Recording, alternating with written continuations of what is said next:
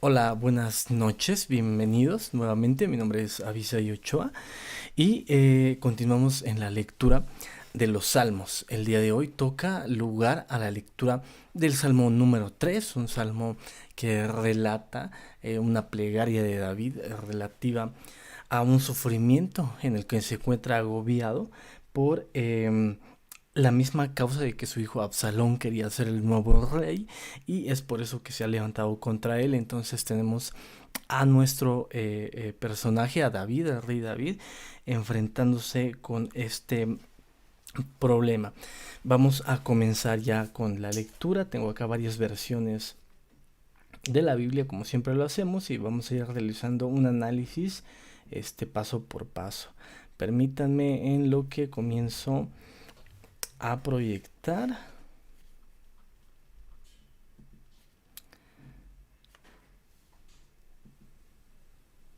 Ok, ok, permítanme un momento.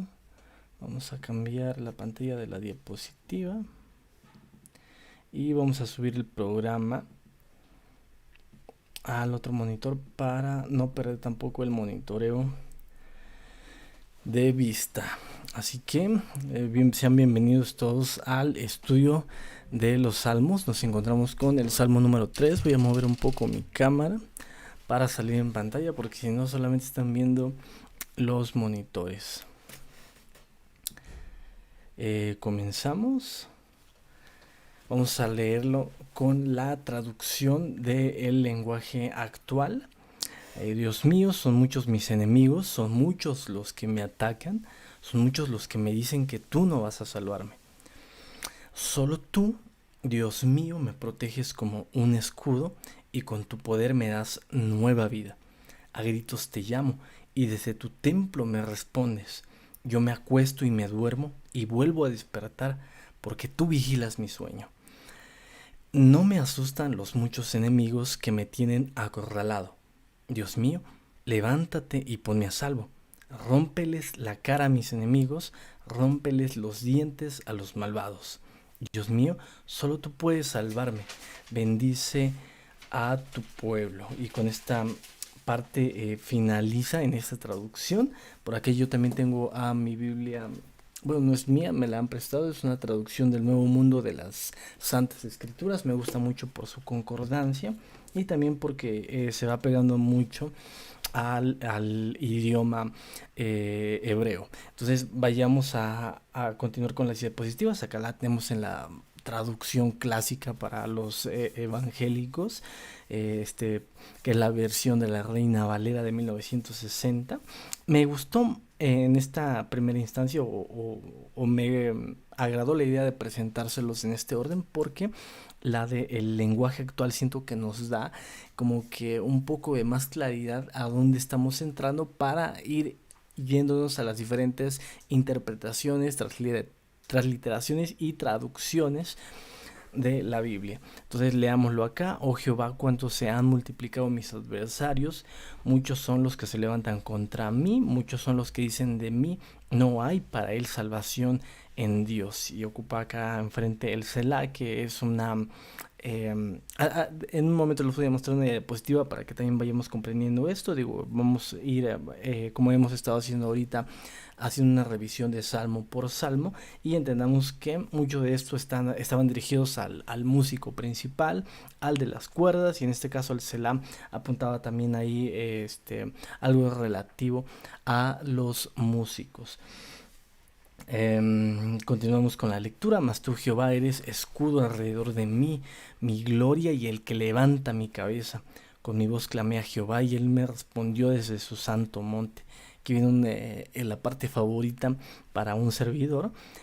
Con mi voz clamé a Jehová y él me respondió desde su santo monte. Yo me acosté y dormí y desperté porque Jehová me sustentaba. No temeré a 10 millares de gente que pusieren sitio contra mí. Levántate, Jehová, sálvame, Dios mío, porque tú heriste a todos mis enemigos en la mejilla, los dientes de los perversos quebrantaste. Era un poquito más violenta en la otra traducción porque lo menciona Dios mío, levántate y ponme al salvo. Rómpeles la cara a mis enemigos, rómpeles los dientes a los malvados. Y en este contexto pensemos en que está hablando de su hijo, obviamente lo está hablando en un contexto de traición. Hablemos de estas partes buenas de cada versión, de cada traducción. En esta parte, pues la Biblia de Jerusalén, la típica Biblia católica. Y acá nos hablan de, como título, la confianza de la seguridad, pero ya incluyen al Salmo 1 como parte ya, aunque sea enunciativo, de a qué se trata el capítulo en cuestión. También ya lo menciona como uno de los versículos, algo que no hacen las Biblias Reina Valera. Entonces, Salmo de David, cuando huía de su hijo Absalón, ese ya cuenta como versículo 1. Y vamos a leer estas partes de acá. Si se dan cuenta, de hecho, dato interesante, en el versículo 3 dice: ¿cuántos son los que dicen de mí, Dios ya no quiere salvarlo? Pausa. No dice Selah, dice pausa. Pausa refiriéndose a el lenguaje de los músicos, ¿vale? A quien estaba siendo dirigido. Y leemos otra vez la parte que me interesa o que es muy de mi agrado. Invoco al Señor en alta voz y Él me responde desde su santa montaña.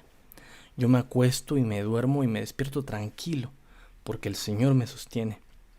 No temo a multitud innumerable apostada contra mí por todas partes. Levántate, Señor, sálvame, Dios mío. Tú golpeas en la mejilla a mis enemigos y rompes los dientes de los malvados. En ti, Señor, está la salvación y tu bendición sobre el pueblo. Y vuelvo a poner la pausa. Vamos a hablar primeramente de de los personajes que actúan acá y en primera instancia, o de hecho creo que va a ser el único que voy a mencionar acá, pero a la par voy a mencionar a personajes súper importantes que pareciera que no están en este texto. Les voy a adelantar, les voy a hacer un spoiler. En los Salmos, ¿acaso David está haciendo una oración al ungido? ¿Está haciendo una oración al Mesías? O en otras palabras, le está haciendo una oración al Cristo, a Jesús mismo, a Yeshua. Vamos a comprobar que sí. Pero en primera instancia hablemos de algo que me parece meramente un dato curioso.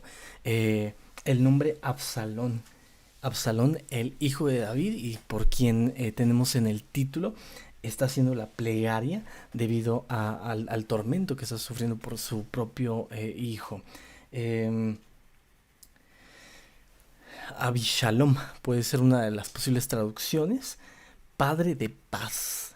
Esa es la parte única por la que quería sostenerlo.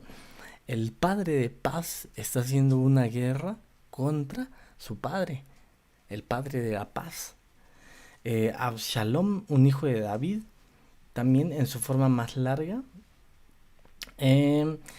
Abishalom o Absalón, que es como lo tenemos en nuestras traducciones al español. Entonces, un mero dato curioso de Absalom, pasa, de hecho la palabra Shalom, ¿no? Shalom Paz, como el nombre del grupo, de nuestro proyecto.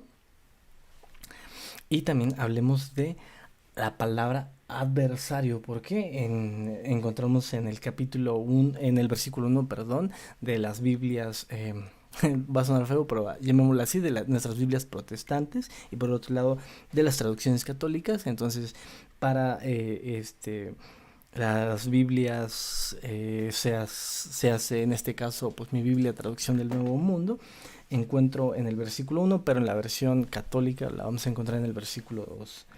Oh Jehová, ¿por qué se han hecho muchos mis adversarios? Entonces esa palabra adversario se puede entender como definición de estrecho, un lugar apretado.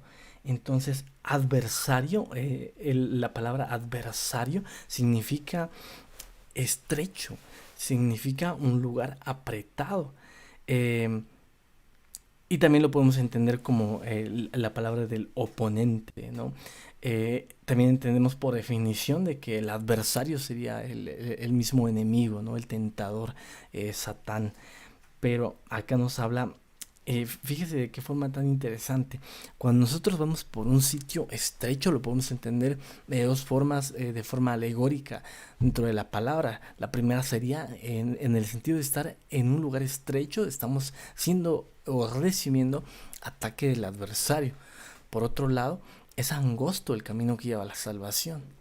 Entonces, fíjense, dato interesante, la estrechez es sinónimo de la adversidad y del lugar apretado.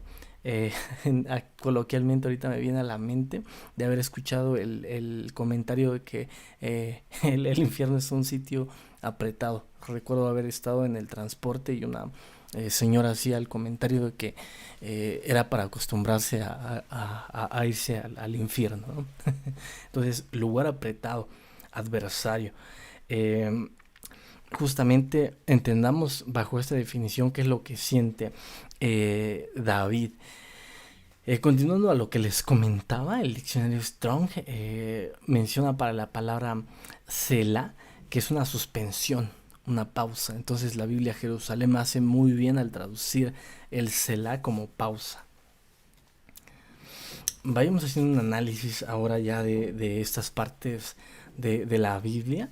Eh, el Salmo 3 en el versículo 2, muchos son los que dicen de mí, no hay para él salvación en Dios. Muchos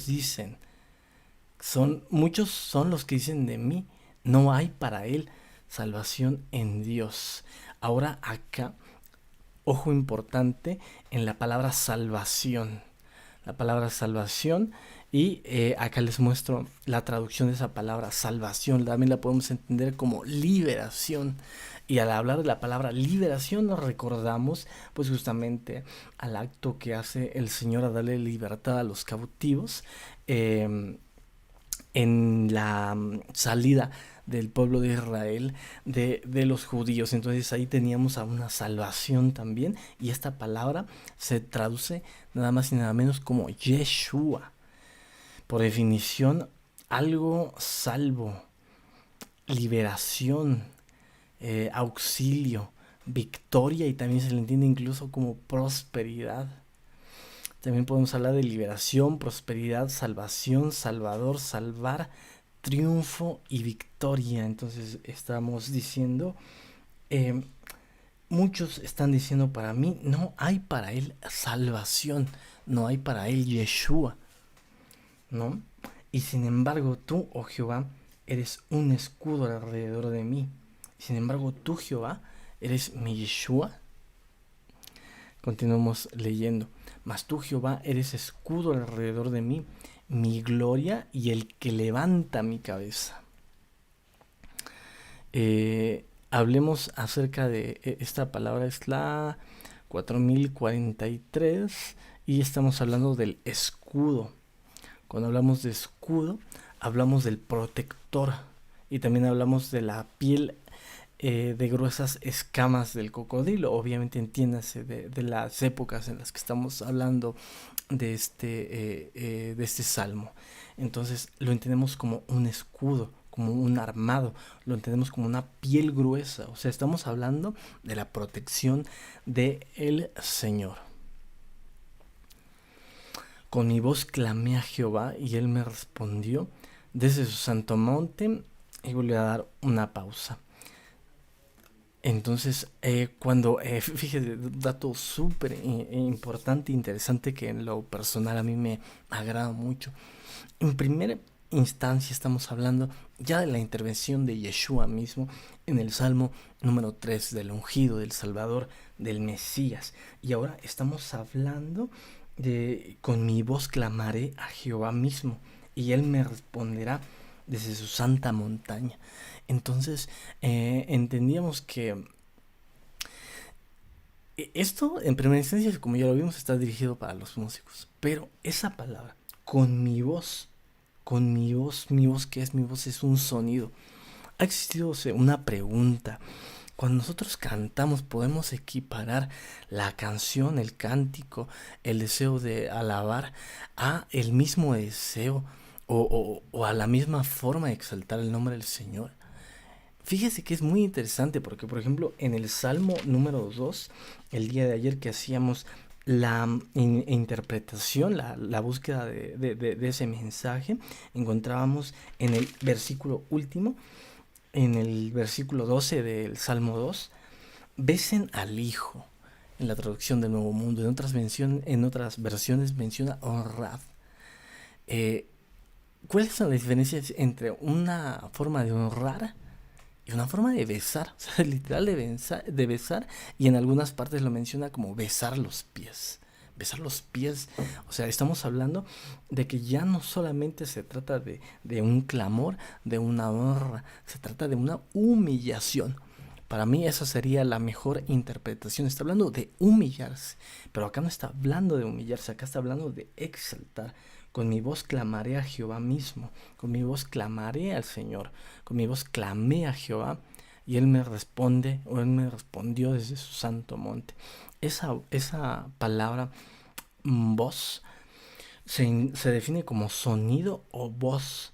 Y lo dice como alarido, alboroto, alzar la voz, balido, bramido o cantar. Entonces acá viene una nota importante. Nosotros cuando cantamos, y fíjese que lo importante es saber qué es lo que cantamos, nosotros podemos cantar hacia el Señor y nosotros vamos a encontrar el favor del Señor en una respuesta. Eso yo creo que nos alienta a todos los que seguimos haciendo música para exaltar el nombre del Señor. Busquémosle la forma de exaltarle en todos lados. Ok, continuamos. El salmo favorito, ¿no? Muy importante y muy necesario a esta hora. Esta hora son las 9:24 de la noche. Hay un pequeño desfase con la transmisión, pero dice de la siguiente forma: yo me acosté y dormí y desperté porque Jehová me sustentaba. Ahora, algo bien interesante acá de lo que se descubre cuando empieza uno a traducir las palabras que tenemos acá en primera instancia. Yo me acosté y dormí. Acosté y dormí. Fíjense que esta palabra dormí encierra algo interesante, ya que no nada más se interpreta como acostarse, se interpreta como acostarse con, es decir, con alguien más. Es decir, está hablando del hecho de hablemos tal cual del coito, ¿no? De una relación sexual. Entonces, acostarse para descanso, relación sexual, muerte o cualquier otro propósito. Es decir, el momento en el que estás, le dicen los españoles, tumbado. Estás tumbado, estás acostado, pero no acostado en el sentido solamente de dormir, sino acostado también en el sentido de tener una relación sexual, de estar descansando para tomar una siesta o incluso del mismo hecho de la muerte. Leíamos también, dice, yo me acosté y desperté. Fíjese que esa palabra desperté la podemos encontrar como verano. Es decir, hace una analogía entre la forma de despertarse y el verano. El verano, ¿qué transmite? Sino paz, sino una época nueva. En las etapas de la vida lo pone como la juventud, ¿no? Entonces, yo me tumbo, yo me acuesto con el propósito de despertar, de descansar y despierto en la paz, en la serenidad del Señor. También encontramos esta palabra sostener, de con mi voz clamé, en cuanto a mí yo ciertamente me acostaré para dormir, de seguro despertaré porque Jehová mismo va sosteniéndome. Esa palabra sostener también la podemos encontrar como afirmar. Él nos afirma. También la encontramos como apoyarse en o agarrarse de, en sentido tanto favorable como desfavorable. Es decir, podemos estar firmes tanto o podemos estar sostenidos en algo tanto bien como para mal. Pero en este caso dice, eh, me acostaré y seguramente despertaré porque Jehová mismo sigue sosteniéndome. Pero entiendas esa connotación, el Señor te sigue sosteniendo, sea para bien o sea para mal. ¿vale? Esa palabra sostener no necesariamente se refiere al momento de la salvación, al momento bueno, sí, salvación en el sentido de que todo el tiempo estando con el Señor hay salvación, pero no en el sentido favorable como nosotros lo entendemos. Sea para bien, sea que te vas a acostar para dormir, sea que te vas a acostar para para otro propósito, eh, vas a estar sostenido del Señor. Y no necesariamente, fíjate que cuando lo haces, lo vas a hacer como un ritual, entiéndase, ¿cómo llamarlo? Muchas veces se dice que el creyente, el cristiano, no practica brujería, ¿no? Pero cuando va en una situación de peligro, va recitándose los salmos que se sepan para sentirse protegido. Entiéndase que el hecho simple de sostenerse no afirma una causa a posterior, eh, en el sentido necesariamente agradable para uno. También puede significarse sea que las cosas que sucedan sean buenas o no tan buenas, ¿no? Entonces, continuemos. Em, el versículo 6 nos dice de la siguiente manera: no temeré a 10 millares de gente que pusieran sitio contra mí. En el 3:6: no tendré miedo de 10 millares de personas que se hayan puesto en formación contra mí en alrededor, es decir, que me tengan acorralado. Eh, la palabra amedrentar, entonces estábamos hablando acá de que aunque se pusieren contra mí, es decir, cuando sea amedrentado. Hablamos de temor, hablamos de tener ese miedo. ¿Por qué? Porque estamos hablando de que no tendré miedo, lo dice el salmista, no tendré miedo. Esa palabra miedo habla algo acerca de tanto temer como reverenciar y asustar. Entonces acá me viene algo muy interesante porque también lo podemos entender como asombro. O sea, es el impacto que sientes, sea tanto de un asombro positivo como un asombro negativo. Por ejemplo, leemos en los evangelios, respectivamente el que ahorita más me viene a la mente porque lo estuve estudiando ayer fue Lucas, cuando el ángel viene ante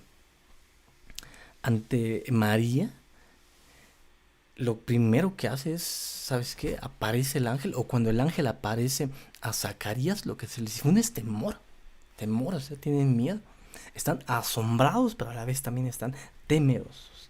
A eso se refiere el pasaje.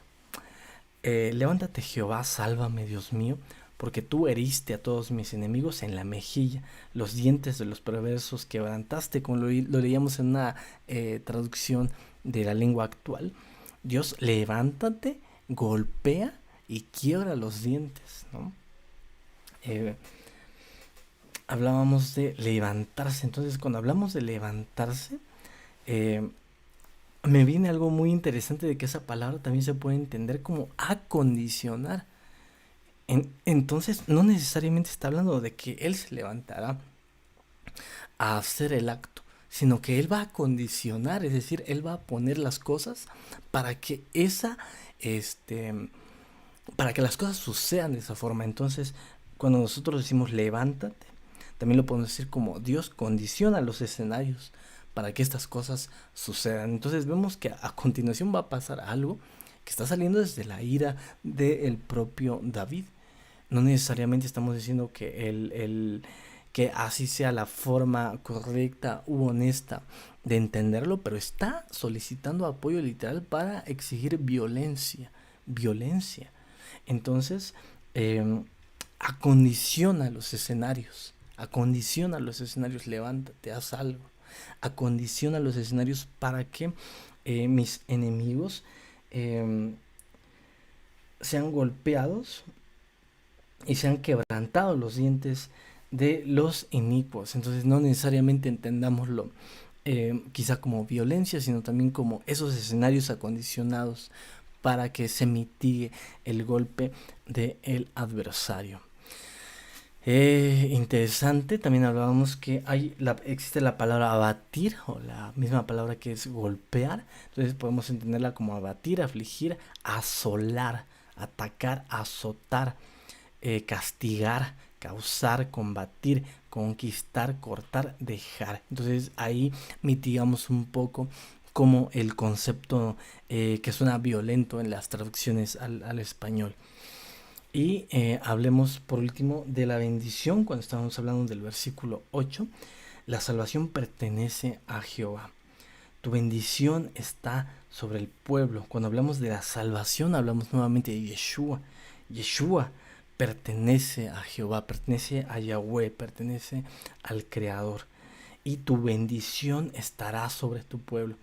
Fíjese lo magnífico de esta traducción es la palabra bendecir, también es bendición, don o estanque, generoso y presente.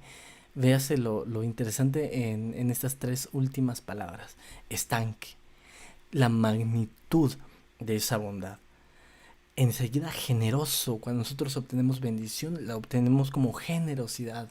Nos llegó esta generosidad del Creador. Y por último es una generosidad que está presente, que está viva al momento. La salvación es de Jehová.